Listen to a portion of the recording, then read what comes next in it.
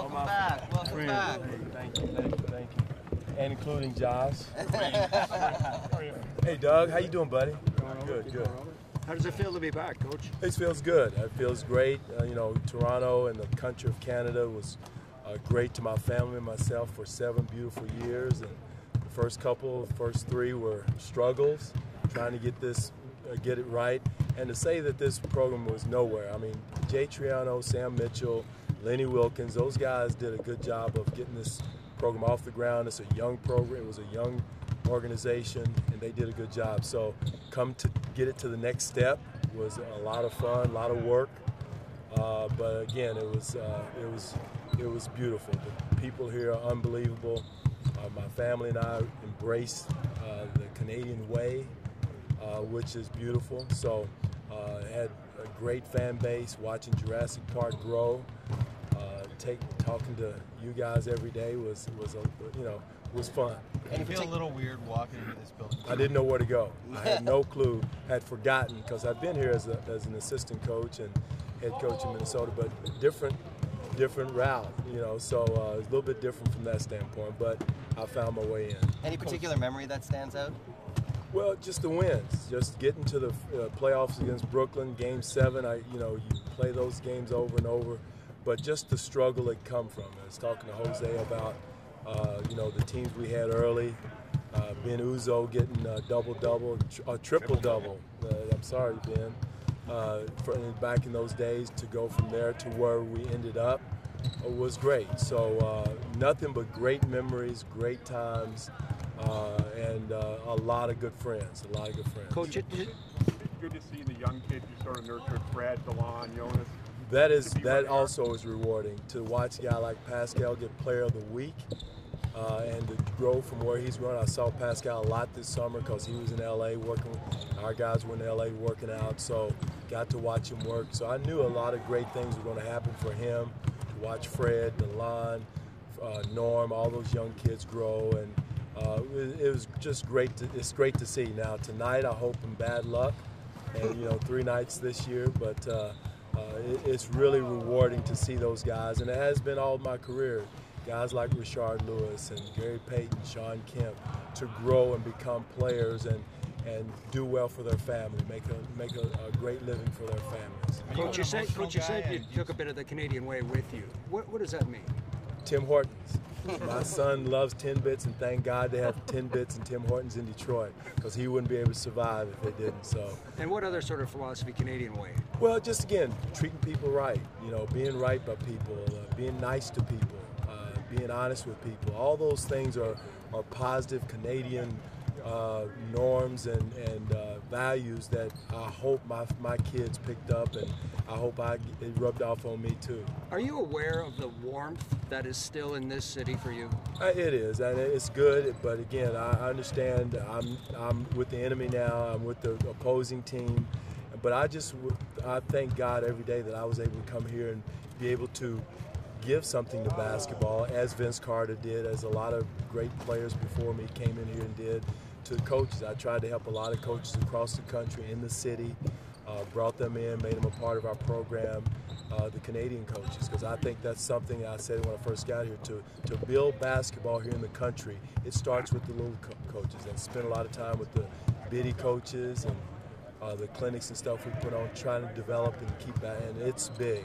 Basketball in Canada is at an all-time high. Some of the top players in this country, in this city, are being highly recruited, and hopefully had something to do with that and leave that little mark, whatever it is, behind. Are you the kind of guy that'll get emotional tonight? No, I'm not going to get emotional. I'll appreciate it. I'll really absorb whatever comes my way, the boos or the cheers, but not to the point where I'm going to cry or anything like that. I wouldn't live it down. Blake wouldn't let me live it down.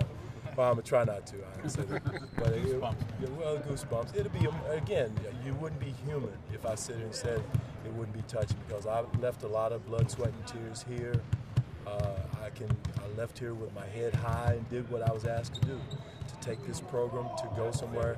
I know revisionist history, everyone wants to take credit for the wins, and the losses is the orphan. So, I take all the losses, but I know what we started with, how it was built, what was built, and how we got there, and I take total pride in that, and you know, for forever.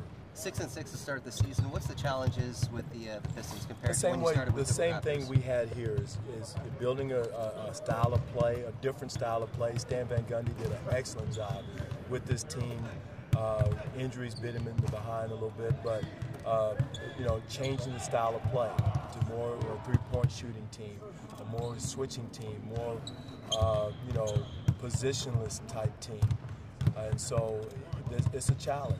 And again, it's, you know, that's where we are right now. We're starting out with some very good players with Blake Griffin and Andre Drummond, as hopefully you'll see, so. But again, changing that philosophy is the biggest challenge. How did the connection with this team? Do you keep tabs on?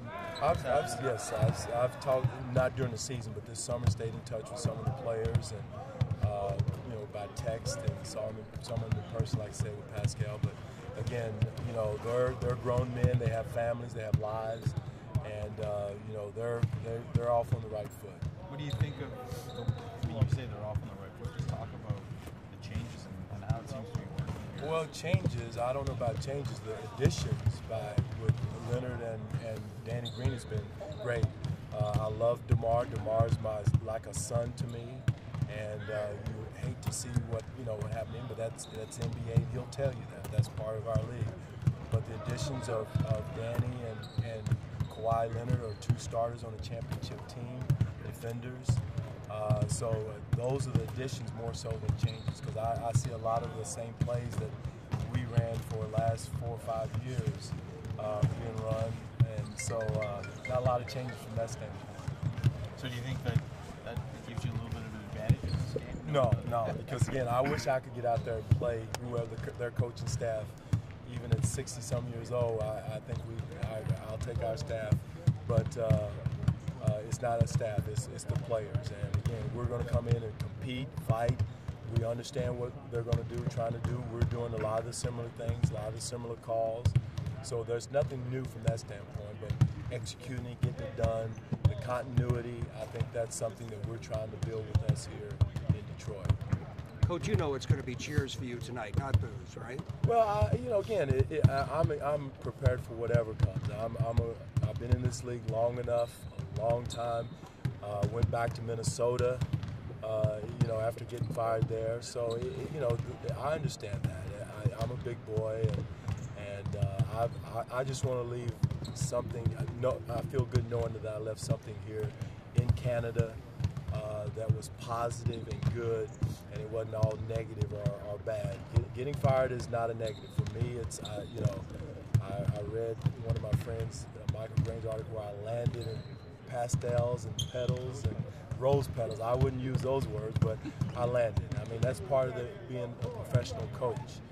You know, if you're a professional writer, you're going to go to the next position, and that's what this is about.